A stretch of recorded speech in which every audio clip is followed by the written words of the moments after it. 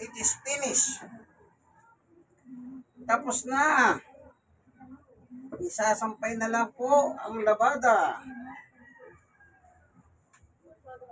Yan, lalabas na natin.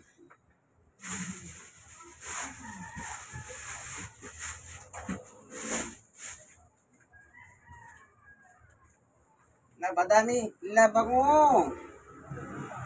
Ng tunay na machoman. Ng tondo. At kapampangan. Bigyan mamipita na. Iyari na po.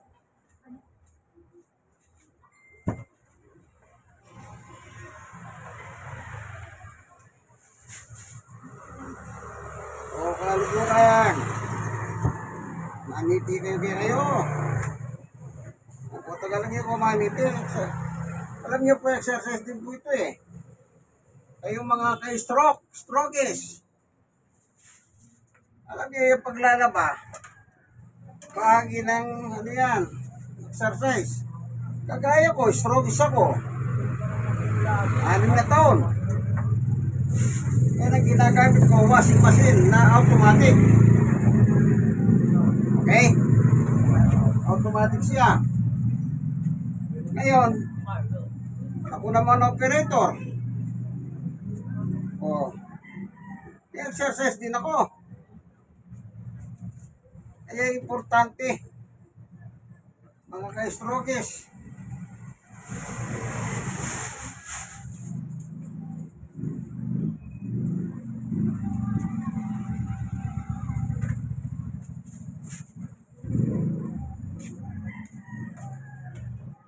Labadami. Labango.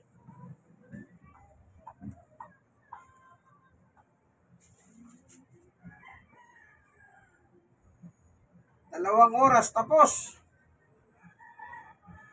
ang labada.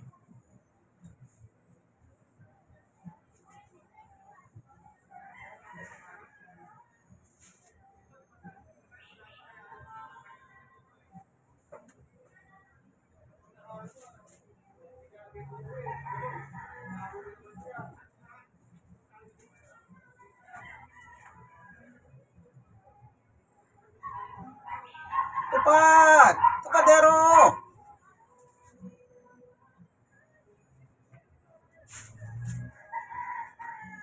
Yan.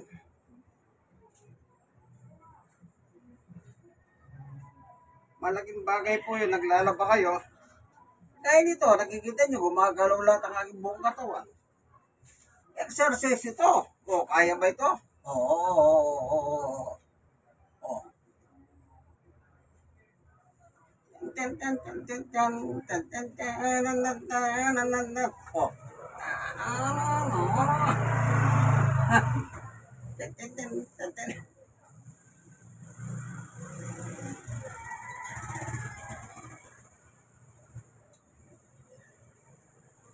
Exercise pa mo.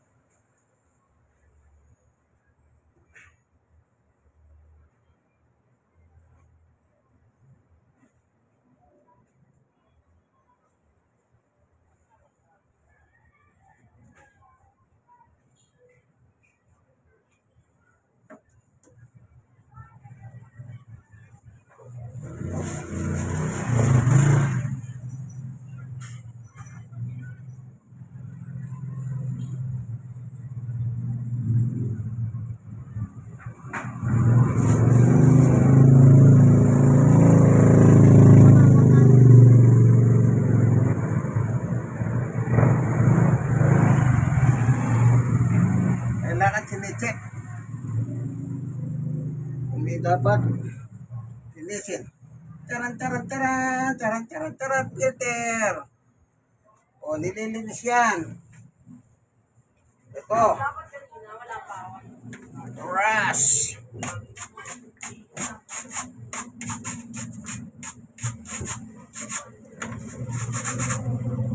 Ano pa?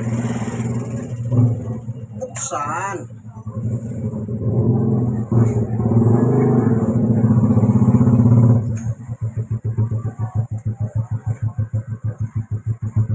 Diba?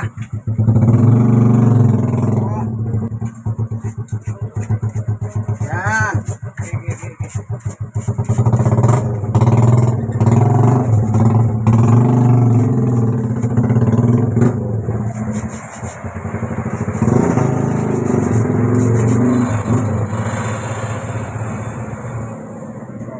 Tapos, kanya bibig lang oh.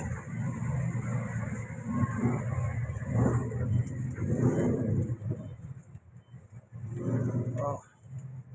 Kita nyo? Parang mga sapo to. Oh. May filter po yan. Okay, babalungan natin ang tubig para madali. Ito, may tubig oh.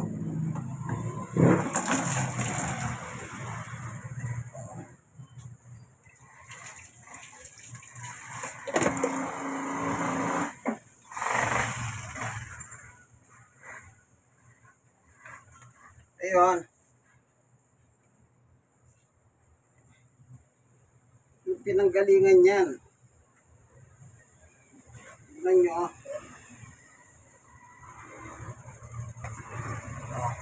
Dito may ano, yung pinanggalingan nito. Gagawin yan. Punasan natin.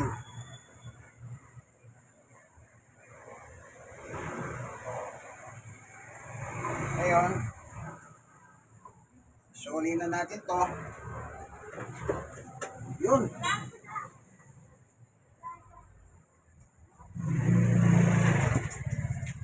Sampay natin dito ito.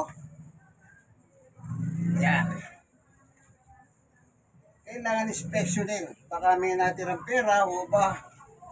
Ano man yan doon eh. Matanggal. Okay. Tapos na. Pati filter.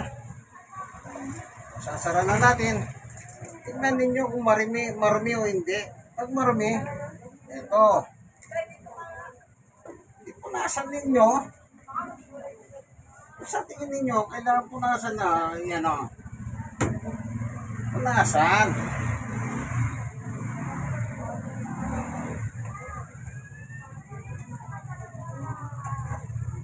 Samsung.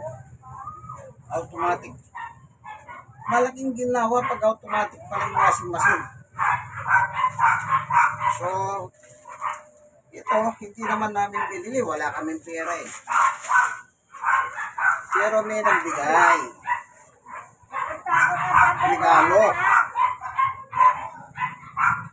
Binigay.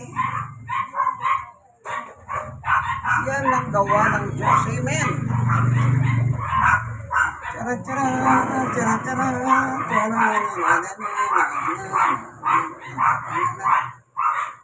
Tapos na. Isasampay na lang. Charan.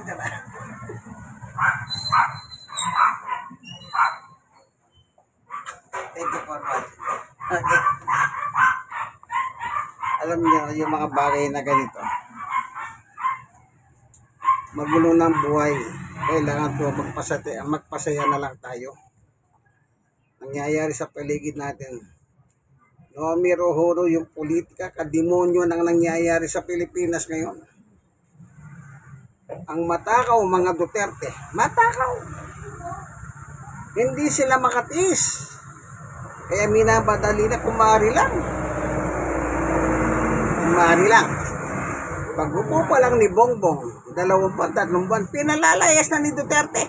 Yung matandang Duterte na umiwas ng nakakulong ngayon sa Netherlands, sa ICC. Napakawalang niya. Gumulo ang Pilipinas nang maging presidente ang Duterte. Mamamatay tao, walang niya. Pati Diyos minumura. pati si Jesus inilalay kahit pinako daw sa krus. Sa bagay, sabi niya nung araw, Muslim daw siya. E sino tagaligtas ng Muslim? Eh di wala. Yan. Akala niya napahaga ang karma kung tawagin nila. Hindi ako naniniwala sa karma. Sabi ng mga meron, napahaga ang karma. Napahaga. Sipin niya. Yan, ganyan po ang mga walang pagsunod sa gobyerno. Siya tapos na sa gobyerno, dapat pa ilalim siya sa kapangyarihan ni Marcos. Hindi eh. Pinalalayas pilit ni Marcos. Ang gusto, sila na huli ang upo. Siyempre, pag pinalayas mo si Marcos, sinong upo? Si Sara. Sinong kukunin ni Sara? Hindi natural ang tatay niya bilang vice presidente niya. Eh di wow, sa nakawan na naman ng kwarta. Puti na lang, hindi pumayag ang Diyos. Amen. God is good. All the time. In the meantime, diyan ka lang muna sa ICC. Tumimas ka muna ng masarap na pagkain dyan. Nagdrama pa. Kasi daw may sakit. Eh bakit? Wala bang doktor doon? Mas magandang haron eh. Wala bang pagkain doon? Mas magandang ang pagkain doon eh. Reklamo pa sila. Gusto nila. Go home. Digong Duterte. Hindi po pwede yun. Wala tayo sa ICC. Lumayas tayo sa ICC, kagagawa ni Digong. Akala niya sa kasi, para hindi siya makasuhan. Hindi niya alam. Nauna nang nagkaso si Trillanes bago matanggal ang Pilipinas sa ICC. Bago matanggal pupunta ng ICC si Senator Trillanes. At yan ang pinakinggan ng ICC kaya na-aresto siya. Bulaga! Bagay nga sa kanya. Mga matakaw sa kapangyarihan. Hindi lang sa kapangyarihan. Matakaw sa pera. Matakaw sa pera. Sige, ganito na lamang po ang ating labadami labako. Senior citizen, 64. Stroke loss, 6 na taon. Person with disability, 6 na taon. Pero sa tulong ng ating Panginoong Diyos, malakas pa. Jaran. Kaya yan, kaya. Tandaan niyo po yan, kaibigan. Lagi po kayo humingi ng tulong sa Diyos, lalo na ngayon. Political crisis ang Pilipinas. Talagang lahat gagawin para mapalaya si Marcos. Pero Diyos ang naglagay, di ba alam Diyos ang magalis? Diba? God bless us all. Bye.